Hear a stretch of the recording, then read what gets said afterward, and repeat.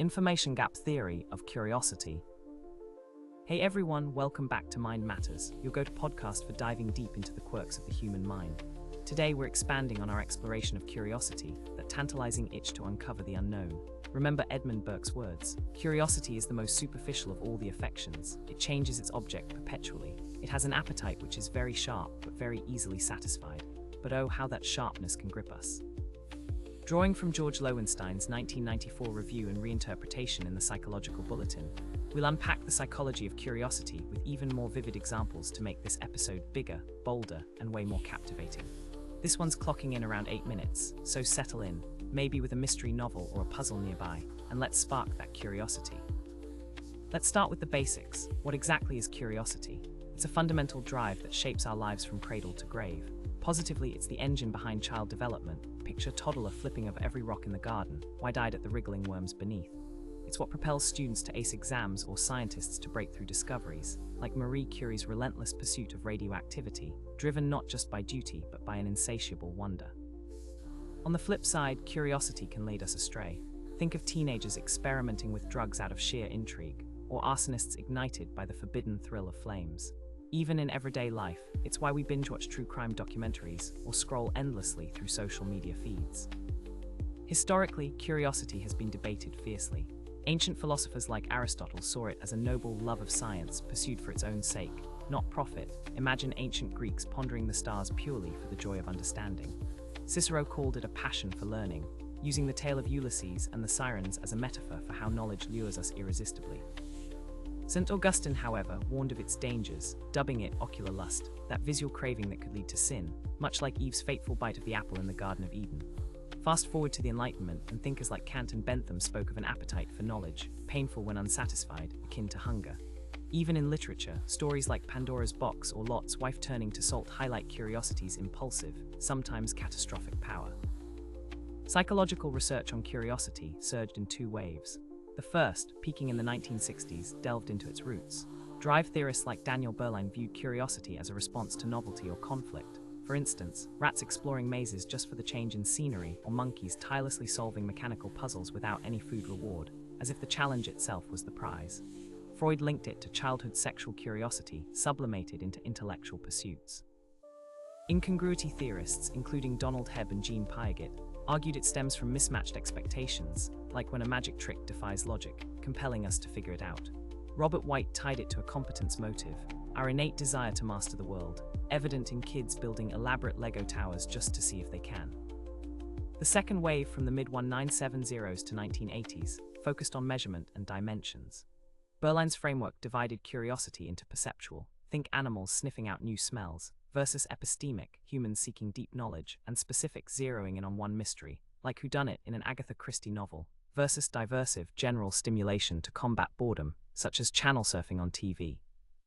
Scales like Day's Ontario Test of Intrinsic Motivation or Naylor's Melbourne Curiosity Inventory tried to quantify it as state momentary, like curiosity sparked by a riddle at a party, or trait, a lifelong personality quirk. But results were patchy, correlations with IQ or creativity flip-flopped, and demographic differences, like age or gender, were inconsistent. One study even had teachers rate kids' curiosity based on behaviors like asking endless, why questions or exploring strange places, but it often overlapped with intelligence.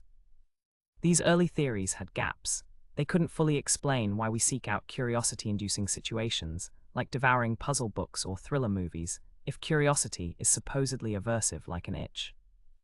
They skimmed over situational triggers and ignored curiosity's wild traits, its fierce intensity, that must-know-now pull, quick fade puff gone once satisfied, impulsivity leading to regrettable peaks, like spoiling a show's ending, and often underwhelming payoff, the meh, after the reveal.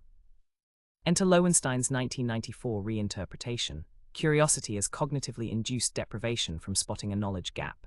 It's not total ignorance, we're oblivious to quantum physics details without batting an eye, but a highlighted void between what we know and reference points. Examples abound. A cliffhanger in your favorite Netflix series, Who Survives the Crash, creates an unresolved sequence gap. Overhearing a juicy conversation snippet at a restaurant table sparks a social knowledge gap. The tip of the tongue phenomenon where a word dances just out of reach is pure torture. Or think of jigsaw puzzles. As pieces fit, the urge to complete that one stubborn section intensifies, but curiosity wanes once the full picture emerges. Even in mysteries, the lineup of suspects teases potential solutions, building tension until the killer's unmasked, often with a letdown if the twist falls flat. Situational factors amp it up. Curiosity grows with domain knowledge. Experts spot more gaps, like a history buff intrigued by an unsolved historical enigma. It thrives on insight problems, eureka moments like riddles over grindy ones.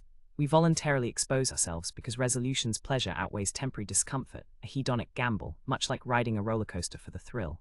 But we dodge if payoff seems dubious, like avoiding spoilers for a beloved book series. This theory nails curiosity's quirks. Intensity. Gaps feel like losses. Per prospect theory, we're loss-averse, so we chase closure fiercely. Transience. Attention is finite. Distractions shift focus, unlike persistent hunger. Impulsivity. Like kids in the marshmallow test, delaying gratification, but curiosity demands instant satisfaction. Disappointment. Resolution restores neutrality. No euphoria high. Info absorbs instantly, unlike savoring a meal. In today's world, curiosity drives innovation. From Elon Musk's space quests to viral TikTok trends unraveling urban legends. To harness it in education, pose teasing questions or use Socratic dialogues to highlight gaps. In marketing, mystery ads remember those what happens next. Commercials hook us, but beware the dark side. Curiosity fuels fake news spread or risky behaviors like extreme sports for the unknown thrill. Tying this to clickbait detection, clickbait preys on information gaps. Headlines like "This celebrity secret will shock you," or "You won't believe what this cat did." Manufacture deprivation, exploiting curiosity's intensity and impulsivity. We click impulsively only to face disappointment, endless ads, shallow content, or outright misinformation. Real-world examples, those one weird trick, weight loss ads, or before and after transformations that lead to scams. To spot it, question if the tease matches a meaningful gap or just hype. Check the source, reputable sites like Library of Congress versus shady blogs. Pause before clicking. Does this must-know really matter, or is it a dopamine trap? Loewenstein's insights empower us to resist, turning curiosity from vulnerability to strength. Seek quality info, like diving into a well-researched podcast instead. Thanks for tuning in. What's a curiosity that's gripped you lately? An unsolved puzzle, a historical mystery, or a binge-worthy show? Drop it in the comments, like, subscribe, and share. Until next time, stay curious.